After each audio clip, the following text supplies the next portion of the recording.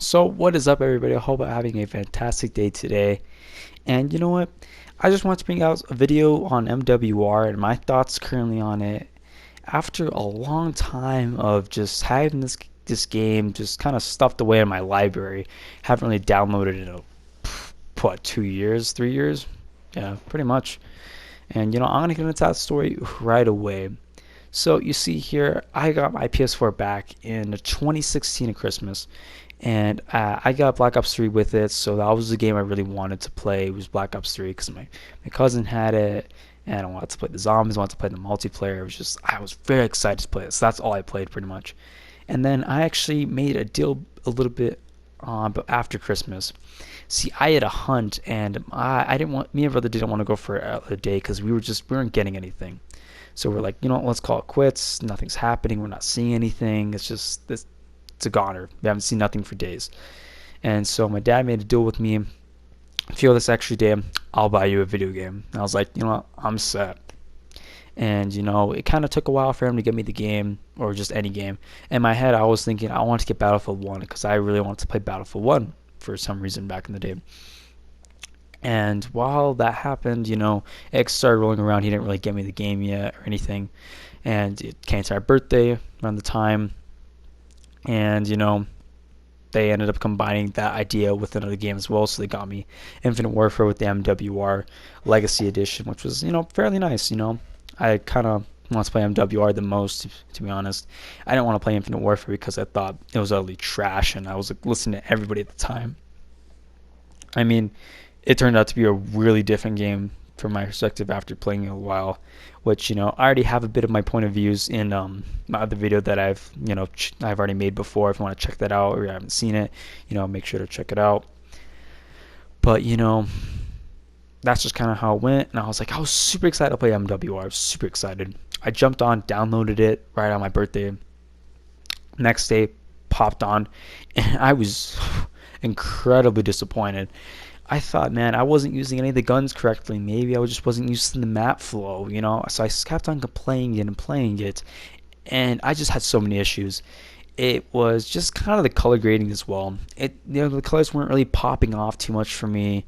It didn't really resonate with me too much.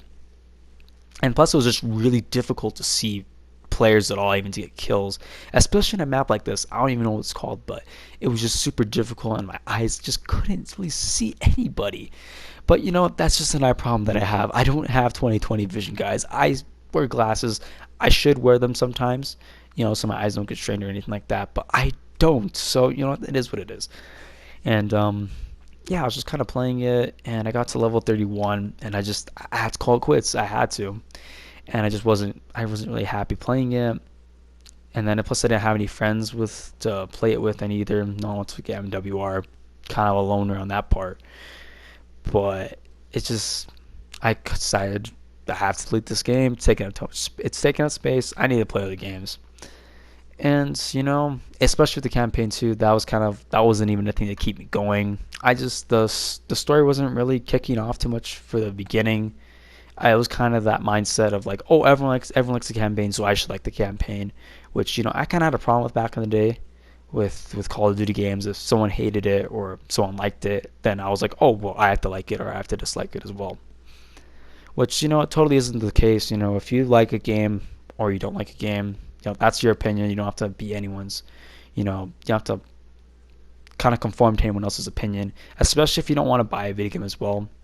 Just if your friend wants to play a video game or play a video game with you and you just really don't want to play it, that's totally fine. That's up to you, man, if you just truly do not like it. But anyway, let's put that to the side and continue talking about this for a bit.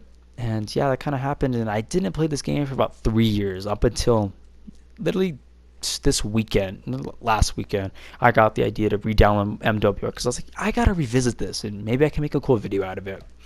So re-downloaded it 2 days ago. It was finished yesterday. I started playing it again, and it was just, honestly, it's a very different game now. It's not really different between the updates because I was pretty much playing, not really actually.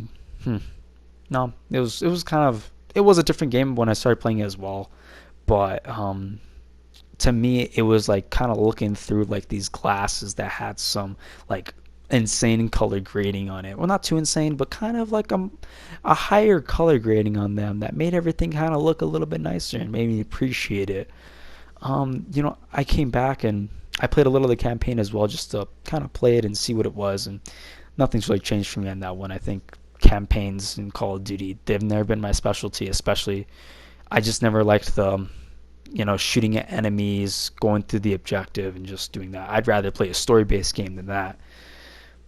But I just kind of played to play it, and then I moved on to multiplayer, and I was having a bit of a blast. I got excited, I got that feeling in my stomach, that you're playing a good game, and like you weren't wasting your time as well. And I just loved using the weapons again. The weapons felt nice and just really smooth, and the camos, all the camos. I got to talk about that one for a minute because honestly, well, Raven Software did a nice, or even I don't know if Raven really did it too much, but the camos, they have like this really nice texture to them, really nice colors, and especially the DLC ones, DLC camos within supply drops are really nice and wonderful, especially the weapon kits. The weapon kits are a nice addition to the game as well. If no one knows what weapon kits in this game are, you can basically put in armory credits towards it that you can get from duplicates that you've already gotten, like in supply drops with any sort of loot that you get. Also, you can get them from, I think that's about it, from armory credits. You just get them from duplicates, but you can also unlock weapon kits by maybe getting a certain calling card, camo, weapon from supply drops, and I'll use them as a collection as one unlock token to unlock that weapon kit, which can really change the aesthetic of the gun, especially put a permanent camo on it. You can also put another camo on it if you want to, but it's just a really nice addition to the gun. I'm not really sure if it does anything stat wise. I'm pretty sure it doesn't, but it's just kind of an aesthetic thing. And then also it's the same exact system for DLC weapons. DLC weapons in this game as well. I want to talk a little bit on that. I don't have any unlocked. I really was trying to, when I was actually playing this game a lot more, I was trying to get all these collections for a shotgun. I only had 2 of them, so I have like 5 more to go, but they're insanely hard to get. I needed a lot of armory credits for a lot of them as well. I think one of them's like a melee weapon, so it's extremely hard to get. But unless I get super lucky at a supply drop and get one, but it is what it is with that one. But yeah, I think overall you have a nice weapon system here. I don't think supply drops really hurt the game too much. I mean, that's my opinion. Anyone else want to differ with me, go ahead in the comments. But it is nice, and I like the bare bones aspect to it. It's just very traditional. You can only put like one attachment on your weapon, so it isn't like anything's overpowering it. It's just either you have a silencer or a scope, and that's pretty much it. Unless you have new tubes, then that's all.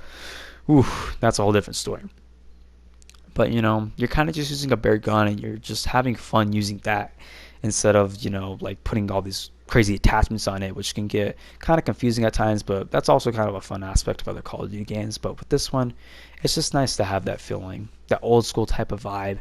I can really see why a lot of people started liking this game at the time too, was just this added in customization for people.